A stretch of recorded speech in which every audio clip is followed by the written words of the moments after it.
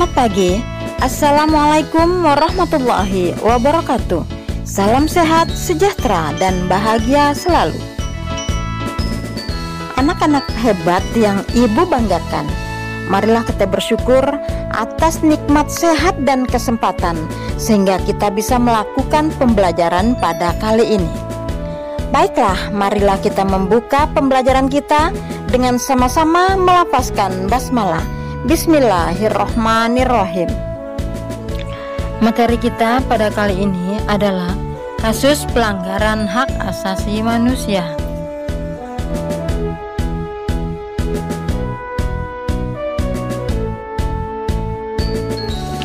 Anak-anak, dalam kehidupan sehari-hari kita seringkali mendengar dan melihat peristiwa-peristiwa seperti pembunuhan, perampokan yang disertai dengan pembunuhan dan penyiksaan dan lain-lain sebagainya. Kita juga sering melihat seseorang itu menghina yang lain, kemudian dicaci maki karena melakukan kesalahan, dan juga seseorang itu dihardik dan dibully oleh teman-temannya. Nah, semua peristiwa itu merupakan peristiwa yang melanggar hak asasi manusia. Anak-anak, seperti kita ketahui bersama bahwa setiap manusia itu pasti mempunyai hak asasi. Akan tetapi, hak asasi yang dimiliki oleh manusia itu dibatasi oleh hak asasi manusia lainnya. Nah, dengan demikian, tidak ada seorang pun yang diperbolehkan untuk melanggar hak asasi orang lain. Ya, anak-anak ya. Tapi bagaimana kenyataannya? Nah, dalam kenyataannya manusia itu sering lupa diri bahwa di sekitarnya itu terdapat manusia yang mempunyai kedudukan yang sama dengan dirinya. Dengan kesombongannya, dengan ketamakannya, manusia itu seringkali melanggar atau melabrak hak asasi sesamanya dengan alasan yang tidak jelas, bahkan sering mengungkapkan alasan-alasan yang tidak masuk akal. Kemudian selanjutnya faktor-faktor yang menyebabkan terjadinya pelanggaran hak asasi manusia. Yang pertama adalah faktor internal.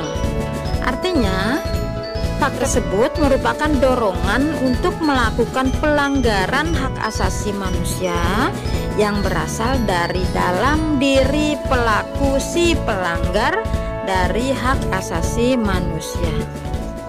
Faktor internal ini terdiri dari sikap egois atau terlalu mementingkan diri sendiri, di mana sikap ini akan menyebabkan seseorang untuk selalu menuntut haknya, sementara kewajibannya sering diabaikan. Nah, orang yang mempunyai sikap seperti ini, dia akan menghalalkan segala macam cara bagaimana agar haknya itu bisa terpenuhi, walaupun dia menggunakan cara yang dapat melanggar hak orang lain. Kemudian selanjutnya, rendahnya kesadaran HAM. Nah, ini si pelaku dari pelanggaran HAM itu akan berbuat seenaknya. Dia tidak mau tahu orang lain itu mempunyai hak. Yang terpenting tujuannya tercapai. Kemudian ada sikap yang tidak toleran. Nah, sikap ini akan menyebabkan munculnya saling tidak menghargai dan tidak menghormati atas kedudukan atau keberadaan orang lain. Sikap ini pada akhirnya akan mendorong seseorang itu untuk melakukan diskriminasi kepada orang lain. Kemudian faktor yang kedua adalah faktor eksternal, yang artinya faktor-faktor itu berasal dari luar diri manusia yang mendorong seseorang itu atau sekelompok orang itu akan melakukan pelanggaran terhadap hak asasi manusia. Kemudian faktor eksternal ini terdiri dari penyalahgunaan kekuasaan.